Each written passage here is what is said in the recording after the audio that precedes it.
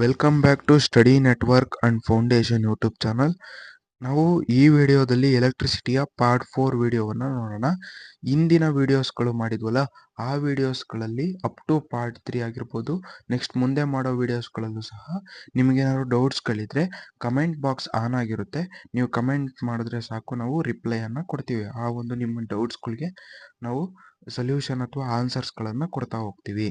ಅದಕ್ಕೋಸ್ಕರ ಕಮೆಂಟ್ ಮಾಡಿ ಮತ್ತು ವೀಡಿಯೋಸ್ಗಳನ್ನು ಮತ್ತು ನಿಮ್ಮ ಫ್ರೆಂಡ್ಸ್ಗಳಿಗೂ ಸಹ ಶೇರ್ ಮಾಡ್ತಾ ಹೋಗಿ. ಸರಿ, ಈಗ ಈ ವಿಡಿಯೋವನ್ನು ಸ್ಟಾರ್ಟ್ ಮಾಡ್ತಾ ಹೋಗೋಣ. ಈ ವಿಡಿಯೋದಲ್ಲಿ ನಾವು ಫ್ಯಾಕ್ಟರ್ಸ್ ಅಫೆಕ್ಟಿಂಗ್ ಅಥವಾ factors on which resistance of a conductor depends, ಯಾವ ಫ್ಯಾಕ್ಟರ್ಸ್ಗಳ ಮೇಲೆ ರೆಸಿಸ್ಟೆನ್ಸ್ ಡಿಪೆಂಡ್ ಆಗೈತೆ ಅಂತ ನೋಡ್ತಾ ಹೋಗೋಣ.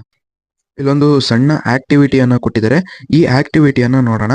ಈ ಆಕ್ಟಿವಿಟಿಯಲ್ಲಿ ಅಷ್ಟೇನು ಇಂಪಾರ್ಟೆಂಟ್ ಆಗಿರ್ತಕ್ಕಂಥದ್ದು ಏನೂ ಇಲ್ಲ. ರೆಸಿಸ್ಟೆನ್ಸು ಯಾವ ಫ್ಯಾಕ್ಟರ್ಸ್ಗಳ ಮೇಲೆ ಡಿಪೆಂಡ್ ಆಗೈತೆ ಅಂತ ಚೆಕ್ ಮಾಡೋಕ್ಕೋಸ್ಕರ ಈ ಒಂದು ಆಕ್ಟಿವಿಟಿಯನ್ನು ಮಾಡಿರ್ತಾರೆ. ಇವಾಗ ಅದೇ ರೀತಿ ಓದ್ತಾನೆ ಎಕ್ಸ್ಪ್ಲೇನ್ ಮಾಡ್ತಾ ಹೋಗ್ತೀನಿ ನೋಡಿ. It is observed that the ammeter reading decreases to 1/2 when the length of the wire is doubled. ಯಾವಾಗ ವೈರ್ನ ಲೆಂತ್ ನಾವು ಡಬಲ್ ಮಾಡ್ತೀವೋ ಅವಾಗ ಆಮ್ಮೀಟರ್ ರೀಡಿಂಗ್ ಏನಾಗ್ತೈತೆ, ಡಿಕ್ರೀಸ್ ಆಗ್ತೈತೆ. ಎಲ್ಲಿಗೆ? ಅರ್ಧದಷ್ಟು ಆಗ್ತೈತೆ. ಅಂದರೆ 1/2 ಅಂತಂದರೆ ಅರ್ಧದಷ್ಟು. ಫಾರ್ ಎಕ್ಸಾಂಪಲ್ ಆಮ್ಮೀಟರ್ ಏನ ರೀಡ್ ಮಾಡುತ್ತೆ? ಕರೆಂಟನ್ನು ತೋರಿಸುತ್ತೆ. ಯಾವಾಗ ನೀವು ವೈರ್ನ ಲೆಂತು 2L ಅಷ್ಟು ಮಾಡ್ತಿದ್ದೀರಾ, ಎಲ್ಲಿದ್ದ ಲೆಂತ್ನ ನೀವು 2L ಮಾಡ್ತಿದ್ದೀರಾ, ಅವಾಗ ಕರೆಂಟು I ತೋರಿಸ್ತಿದ್ದು ಏನಾಗ್ತೈತೆ? ಅರ್ಧದಷ್ಟು ಆಗ್ತೈತೆ. ಅಂದರೆ I/2 ಅಷ್ಟು ಚೇಂಜ್ ಆಗ್ತೈತೆ ಯಾವಾಗ ಲೆಂತ್ನ ಡಬಲ್ ಮಾಡಿದಾಗ.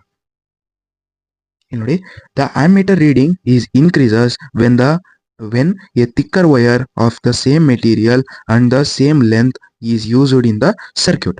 ಯಾವಾಗ ಆಮ್ಮೀಟರ್ನ ರೀಡಿಂಗು ಇನ್ಕ್ರೀಸ್ ಆಗುತ್ತಪ್ಪ ಅಂದರೆ, ಇಲ್ಲಿ ನೋಡಿ, ಇನ್ಕ್ರೀಸ್ ಆಗುತ್ತೆ ಅಂತಂದರೆ ವೈರ್ ಏನಾಗಿರ್ಬೇಕು? ತಿಕ್ಕರ್ ವೈರ್ ಆಗಿರ್ಬೇಕು. ಅಂದರೆ ದಪ್ಪನೆ ವೈರ್ ಆಗಿರ್ಬೇಕು. ಅಂದರೆ ಏರಿಯಾ ಆಫ್ ಕ್ರಾಸ್ ಸೆಕ್ಷನ್ ಜಾಸ್ತಿ ಆಗುತ್ತಲ್ವಾ. ನೆಕ್ಸ್ಟ್ ಮೆಟೀರಿಯಲ್ ಏನಾಗಿರ್ಬೇಕು? ಸೇಮ್ ಮೆಟೀರಿಯಲ್ ಆಗಿರ್ಬೇಕಂತೆ, ಮತ್ತು ಲೆಂತ್ ಕೂಡ ಸೇಮ್ ಇರಬೇಕಂತೆ. ಆವಾಗ ಮಾತ್ರ ಆಮ್ಮೀಟರ್ನ ರೀಡಿಂಗ್ ಏನಾಗುತ್ತೆ? ಇನ್ಕ್ರೀಸ್ ಆಗ್ತಾ ಹೋಗುತ್ತೆ. ಇಲ್ಲಿ ಕೊಟ್ಟಿದ್ದಾರೆ, ನೀವು ಅಬ್ಸರ್ವ್ ಮಾಡ್ಬೋದು. Next, change in the ammeter reading is observed when a wire of different material of the same length and the same area of cross section is used. ಆಮ್ಮೀಟರ್ನ ರೀಡಿಂಗ್ ಯಾವಾಗ change ಆಗ್ತೈತಪ್ಪ ಅಂತಂದರೆ, ನೀವು ಮೆಟೀರಿಯಲ್ನ ಚೇಂಜ್ ಮಾಡ್ದಂಗೆ. ಇಲ್ಲಿ ನೋಡಿ, ಇಲ್ಲಿ ಡಿಫ್ರೆಂಟ್ ಮೆಟೀರಿಯಲ್ನ ನೀವು ಬಳಸ್ತಾ ಇದ್ದೀರಾ ಅಂತಂದರೆ area of cross section same ಐತಂತೆ. ಇಲ್ಲಿ ಕೊಟ್ಟಿದ್ದಾರೆ ನೋಡಿ, area of cross section same ಇದೆಯಂತೆ, ಮತ್ತು ಲೆಂತ್ ಕೂಡ ಸೇಮ್ ಇದೆಯಂತೆ. ಆದರೂ ಸಹ ಆಮ್ಮೀಟರ್ನ ರೀಡಿಂಗು ಚೇಂಜ್ ಆಗ್ತೈತೆ ಯಾವಾಗ ಲೆಂತ್ ಅಥವಾ ಡಿಫ್ರೆಂಟ್ ಮೆಟೀರಿಯಲ್ಸ್ಗಳನ್ನ ನೀವು ಯೂಸ್ ಮಾಡಿದ್ರೆ. ಫಾರ್ ಎಕ್ಸಾಂಪಲ್, ನೀವು ಕಾಪರ್ ವೈರನ್ನು ಯೂಸ್ ಮಾಡೋದು ಮತ್ತು ನಿಕ್ರೋಮ್ ವೈರ್ನ ಇನ್ನೊಂದ್ಸಲ ಯೂಸ್ ಮಾಡೋದು, ಅವೆರಡು ಡಿಫ್ರೆಂಟ್ ಮೆಟೀರಿಯಲ್ಸ್ ಅಲ್ವನ್ರಪ್ಪ. ಅಂದರೆ ಅವು ಡಿಫ್ರೆಂಟ್ ಮೆಟೀರಿಯಲ್ಸ್ನ ನೀವು ಏನಾದ್ರು ಕನೆಕ್ಟ್ ಮಾಡ್ತಿದ್ದೀರಾ ಅಂತಂದರೆ ಆಮ್ಮೀಟರ್ ರೀಡಿಂಗ್ ಸಹ ಚೇಂಜ್ ಆಗ್ತೈತೆ. Next, on applying Ohm's law, ಇದಕ್ಕಿಂತ ಮುಂಚೆ ನೋಡಿ, ಆಮ್ಮೀಟರ್ನ ರೀಡಿಂಗ್ ಯಾವಾಗ ಚೇಂಜ್ ಆಗ್ತೈತೆ ಅಂತ ಒಂದ್ಸಲ ಹೇಳ್ತೀನಿ, ಕ್ಲೀನಾಗಿ ಕೇಳಿಸ್ಕೊಳ್ರಿ. ಲೆಂತನ್ನು ಚೇಂಜ್ ಮಾಡಿದಾಗ ಆಮ್ಮೀಟರ್ ರೀಡಿಂಗ್ ಚೇಂಜ್ ಆಗ್ತೈತೆ. ಮೊದಲನೇದಾಗೇನು? ಲೆಂತ್ ಚೇಂಜ್ ಮಾಡ್ತಿದ್ದಾರೆ. ಎರಡನೇದಾಗೆ ವೈರ್ನ ಸೈಜನ್ನು ವೇರಿ ಮಾಡ್ತಿದ್ದಾರೆ. ದಪ್ಪ ಮಾಡೋದು, ಸಣ್ಣ ಮಾಡೋದು, ಅಂದರೆ ತಿಕ್ಕರ್ ವೈರ್ ಮಾಡೋದು ಅಥವಾ ತಿನ್ನರ್ ವೈರ್ ಮಾಡೋದು, ಈ ರೀತಿ ಚೇಂಜ್ ಮಾಡ್ತಿದ್ದಾರೆ. ಅವಾಗ ಆಮ್ಮೀಟರ್ನ ರೀಡಿಂಗ್ ಸಹ ಚೇಂಜ್ ಆಗ್ತೈತೆ. ಎರಡನೇದಾಗಿ. ನೆಕ್ಸ್ಟ್, ಮೂರನೇದಾಗೆ ಏನಪ್ಪ ಅಂತಂದರೆ ಮೆಟೀರಿಯಲ್ನೇ ಚೇಂಜ್ ಮಾಡೋದು. ಅಂದರೆ ಫಾರ್ ಎಕ್ಸಾಂಪಲ್, ಕಾಪರ್ ವೈರ್ನ ಕನೆಕ್ಟ್ ಮಾಡೋದ್ರ ಬದಲಿಗೆ ನಿಕ್ರೋಮ್ ವೈರ್ನ ಕನೆಕ್ಟ್ ಮಾಡೋದು, ಅವೆರಡು ಬೇರೆ ಬೇರೆ ಮೆಟೀರಿಯಲ್ ಆಗಿರುತ್ತೆ. ಅವಾಗ ಏನಾಗ್ತೈತೆ? ಆಮ್ಮೀಟರ್ ರೀಡಿಂಗು ಚೇಂಜ್ ಆಗ್ತೈತೆ. ಇವು 3 ಕೇಸಲ್ಲಿ ಚೇಂಜ್ ಆಗುತ್ತೆ ಅಂತ ಹೇಳ್ತಾರೆ. Next, on applying Ohm's law we observed that resistance of a conductor depends on, ಯಾವುದಾದ್ರ ಮೇಲೆ ಡಿಪೆಂಡ್ಸ್ ಆಗುತ್ತೆ ಅಂತ ನೋಡ್ಕೊಳ್ಳಿ, on its length and on its area of cross section. Next, third point, on its nature of material. ನೋಡಿ, resistance 3 ಫ್ಯಾಕ್ಟರ್ಸ್ಗಳ ಮೇಲೆ depend ಆಗಿರುತ್ತೆ ಅಂತ ಹೇಳ್ತಿದ್ದಾರೆ. ಮೊದಲನೇದಾಗಿ ಲೆಂತ್, ನೆಕ್ಸ್ಟ್ ಎರಡನೇದಾಗಿ ಏರಿಯಾ ಆಫ್ ಕ್ರಾಸ್ ಸೆಕ್ಷನ್, ಮೂರನೇದಾಗಿ ನೇಚರ್ ಆಫ್ ಮೆಟೀರಿಯಲ್. ಇವಾಗ ಮೆಟೀರಿಯಲ್ನ ಡಿಫ್ರೆಂಟಾಗಿ ನಾವು ಯೂಸ್ ಮಾಡಿದ್ರೆ ಏನಾಗ್ತಿತ್ತು? ರೀಡಿಂಗ್ ಸಹ ಚೇಂಜ್ ಆಗ್ತಿತ್ತು. ಅಂದರೆ ರೆಸಿಸ್ಟೆನ್ಸ್ ಸಹ ವೇರಿ ಆಗುತ್ತೆ, ಚೇಂಜ್ ಆಗುತ್ತೆ. Next, precise the measurements have shown that the resistance of a uniform metallic conductor is directly proportional to the length and inversely proportional to the area of cross section. ಅಂದರೆ ನೋಡಿ, ಇವಾಗ ರೆಸಿಸ್ಟೆನ್ಸ್ನ ನಾವು ಯಾವುದರಿಂದ denote ಮಾಡ್ತೀವಿ?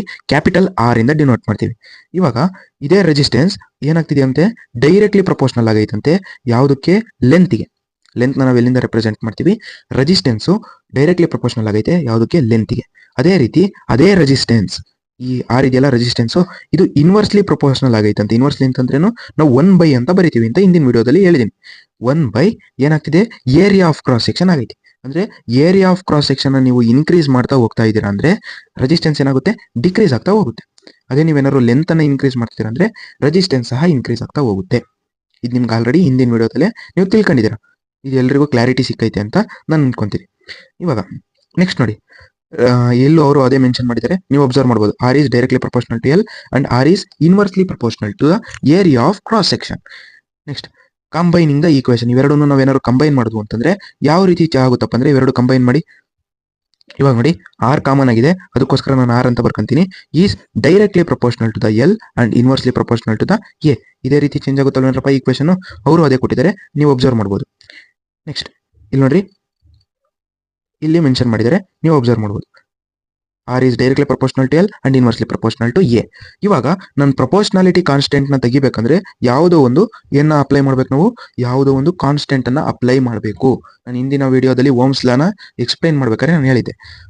ಇವಾಗ proportionality constant ಇದೆಯಲ್ಲ, ಅದನ್ನ remove ಮಾಡ್ಬೇಕಂದ್ರೆ ನಾವು ಒಂದು ಕಾನ್ಸ್ಟೆಂಟ್ ಅನ್ನು ಯೂಸ್ ಮಾಡ್ತೀವಿ, ದಟ್ ಈಸ್ ರೋ. ಈ ಒಂದು ಕೇಸಲ್ಲಿ ನಾವು ಏನು ಯೂಸ್ ಮಾಡ್ತೀವಿ, ರೋ ಅನ್ನೋ ಒಂದು ಕಾನ್ಸ್ಟೆಂಟ್ ಅನ್ನ ಯೂಸ್ ಮಾಡ್ತೀವಿ. ಹಾಗಿದ್ರೆ ರೋ ಅಂತಂದ್ರೆ ಏನು, ಇದು ಪ್ರಪೋರ್ಷನಾಲಿಟಿ ಕಾನ್ಸ್ಟೆಂಟ್ ಆಫ್ ರೆಸಿಸ್ಟೆನ್ಸ್ ನ ಈಕ್ವೇಷನ್ ಅಂತ ನೀವು ಹೇಳ್ಬೋದು.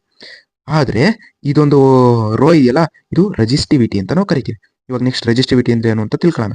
ಫಸ್ಟ್ ಇವಾಗ ಒಂದು ರೆಸಿಸ್ಟೆನ್ಸ್ಗೆ ನಮ್ಗೊಂದು ಫಾರ್ಮುಲಾ ಬಂತಲ್ವೇನ್ರಪ್ಪ, ಇದು ಇಂಪಾರ್ಟೆಂಟ್ ಫಾರ್ಮುಲಾ ಆಗಿರುತ್ತೆ, ನೆನಪಲ್ಲಿಡಿರಿ. ಏನದು, R is equal to rho L by A. ಇದಕ್ಕೆ ಏನಂತ ಕರಿತೀವಿ ನಾವು, ಈ ಒಂದು ಸಿಂಬಲ್ಗೆ ರೋ ಅಂತ ಕರಿತೀವಿ. ಸರಿನಾ, ಇಲ್ಲಿ ಕೊಟ್ಟಿದ್ದಾರೆ ನೋಡಿ, where rho is the constant of proportionality, ಅಥವಾ ನೀವು ಪ್ರಪೋರ್ಷನಾಲಿಟಿ ಕಾನ್ಸ್ಟೆಂಟ್ ಅಂತ ಸಹ ಅನ್ಬೋದು. And is called the electrical resistivity of a material of the conductor. ಇದಕ್ಕೆ ನಾವು ಇನ್ನೊಂದು ಅರ್ಥದಲ್ಲಿ ಏನಂತ ಕರಿತೀವಿ, ಎಲೆಕ್ಟ್ರಿಕಲ್ ರೆಸಿಸ್ಟಿವಿಟಿ ಅಂತ ಕರಿತೀವಿ. ಸರಿನಾ, S I unit of resistivity is ohm metre. S I unit of resistivity ಏನು, ಓಮ್ ಮೀಟರ್. ಎಂ ಅಂದ್ರೆ ಮೀಟರ್, ಓಮ್ ಅಂದ್ರೆ ಯಾವ್ದು ಎಸ್ ಐ ಯೂನಿಟ್, ರೆಸಿಸ್ಟೆನ್ಸ್ ನ ಎಸ್ ಐ ಯೂನಿಟ್. ಸರಿನಾ, ಓಮ್ ಅನ್ನೋದು ಇದು ಓಮ್ ಅಂತ ಕರಿತೀವಿ. ಹಿಂದಿನ ವಿಡಿಯೋದಲ್ಲಿ ನೀವು ತಿಳ್ಕೊಂಡಿದ್ದೀರಾ. ಓಮ್ ಮತ್ತೆ ಎಂ ಅಂತ ಅಂದ್ರೆ ಸ್ಮಾಲ್ ಎಮ್, ಇದು ಮೀಟರ್ ಅಂತ ಕರಿತೀವಿ, ohm metre. SI unit of resistivity is ohm meter. It is the characteristic property of material. The metals and alloys have very low resistivity in the range of 10 to the power minus 8 to 10 to the power minus 6. ಯಾವ್ಯಾವುದಕ್ಕೆ, ಮೆಟಲ್ಸ್ಗಳು ಮತ್ತೆ ಅಲಾಯ್ಸ್ಗಳದ್ದು ಏನು resistivity very low ಇರುತ್ತೆ, ಅಂದ್ರೆ ಅತಿ ಕಡಿಮೆ resistivity ಯಾವುದಕ್ಕೆ ಇರುತ್ತಪ್ಪ ಅಂತಂದ್ರೆ metals ಮತ್ತೆ alloys ಇರುತ್ತೆ. ಅದು ರೇಂಜ್ ಎಷ್ಟಿರುತ್ತೆ, 10 to the power minus 8 to 10 to the power minus 6 ohm meter ಅಷ್ಟಿರುತ್ತೆ. ಇವಾಗ ನೋಡಿ, ಇಲ್ಲೊಂದು ಟೇಬಲ್ ಕೊಟ್ಟಿದ್ದಾರೆ, ಇದರಲ್ಲಿ ನೀವು ಅಬ್ಸರ್ವ್ ಮಾಡಬಹುದು. ಕಂಡಕ್ಟರ್ಸ್ ನಾನು ಏನಂತ ಕರಿಬಹುದು ಅಂತ ಹೇಳಿದೆ, ಮೆಟಲ್ಸ್ ಅಂತ ನೀವು ಕರಿಬಹುದು. ಸರಿನಾ, ಹಿಂದಿನ ವಿಡಿಯೋದಲ್ಲಿ ನಾನು ಆಲ್ರೆಡಿ ಇದನ್ನ ಹೇಳಿದ್ದೀನಿ, ಕಂಡಕ್ಟರ್ಸ್ ನ ನೀವು ಮೆಟಲ್ಸ್ ಅಂತ ಸಹ ನೀವು ಕರಿಬಹುದು. ಇವಾಗ ಮೆಟಲ್ಸ್ ಮತ್ತೆ ಅಲಾಯ್ಸ್ ಅಂತ ಅವ್ರು ಕೊಟ್ಟಿದ್ದಾರೆ, ಅಂದ್ರೆ ನೀವು ಅಬ್ಸರ್ವ್ ಮಾಡಬಹುದು, ಇಲ್ಲಿಂದ ಹಿಡಿದು ಇಲ್ಲಿ ಅಲಾಯ್ಸ್ ಇದೆಯಲ್ಲ, ಇಲ್ಲಿ ತನಕ ರೆಸಿಸ್ಟಿವಿಟಿ ಏನಿರುತ್ತೆ, ರೆಸಿಸ್ಟಿವಿಟಿ ನಾವು ಯಾವ್ದರಿಂದ ರೆಪ್ರೆಸೆಂಟ್ ಮಾಡ್ತೀವಿ, ರೋ ಇಂದ ರೆಪ್ರೆಸೆಂಟ್ ಮಾಡ್ತೀವಿ. ರೋ ಏನಾಗಿರುತ್ತೆ, ತುಂಬಾ ಕಡಿಮೆ ಇರುತ್ತೆ, very low resistivity present in conductors and alloys. ಅವ್ರು ಇಲ್ಲಿ ಮೆನ್ಷನ್ ಮಾಡಿದ್ದಾರೆ, ರೇಂಜ್ ಎಷ್ಟಿರುತ್ತೆ ಅಂತಲೂ ಸಹ ಅವ್ರು ಮೆನ್ಷನ್ ಮಾಡಿದ್ದಾರೆ, ಒಂದ್ಸಲ ನೋಡ್ಕೊಳ್ಳಿ. They are good conductors of electricity. ಯಾವ್ಯಾವುದು ಗುಡ್ ಕಂಡಕ್ಟರ್ಸ್, ಅಲಾಯ್ಸ್ ಮತ್ತೆ ಮೆಟಲ್ಸ್ಗಳು ಸಹ ಏನವು ಗುಡ್ ಕಂಡಕ್ಟರ್ಸ್, ಅಂದ್ರೆ ರೆಸಿಸ್ಟೆನ್ಸ್ ತುಂಬಾ ಕಡಿಮೆ ಇರುತ್ತೆ. ಇನ್ಸುಲೇಟರ್ಸ್ ಲೈಕ್ ರಬ್ಬರ್, ಗ್ಲಾಸ್, ಇಲ್ಲಿ ನೋಡಿ, insulators like rubber, glass have resistivity in the order of 10 to the power 12 to 10 to the power 17 ohm metre.